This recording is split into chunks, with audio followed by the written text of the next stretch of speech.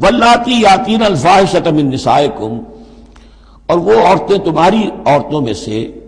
جو کوئی کسی بے حیائی کا ارتکاب کریں، فاستشہدوا علیہن اربعۃ منکم، تو پھر گواہ بناؤ، گواہ لاؤ ان پر تم میں سے 4۔ اگر وہ گواہی دیں، فإن شہدوا،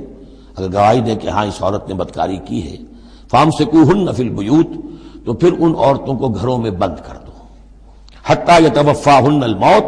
یہاں تک کہ موت ان کو لے جائے، یتوفاہن الموت، موت ان کو لے جائے، موت ان کا قصہ پاک کرے، او یجعل اللہ لہن سبیلا، یا اللہ ان کے لیے کوئی اور راستہ نکال دے۔ وہ راستہ نکالنا ہے جو سزا کی پھر بعد میں نصاب آ گیا کہ اگر اس کو پھر سزا دے دی جائے، حد جاری کر دی جائے تو پھر آزاد ہو جائیں گے، لیکن ابھی ابتدائی حکم ہے۔ یہاں معلوم ہوتا ہے کہ یہ ایسی لڑکیوں کا یا عورتوں کا تذکرہ ہے کہ جو مسلمانوں میں سے تھیں لیکن ان کا بدکاری کا معاملہ کسی یہودی سے ہو گیا ہو یا کسی ایسے شخص سے ہو گیا ہو جو ابھی مسلمان نہیں ہے، تو یہ ان کا یک طرفہ کہ ہے وہ کوئی مسلمان لڑکی یا خاتون جس کا معاملہ ہے، لیکن دوسرا جو پہلو ہے، دوسرا جو اس عمل کا جو شریک ہے وہ غیر مسلم ہے۔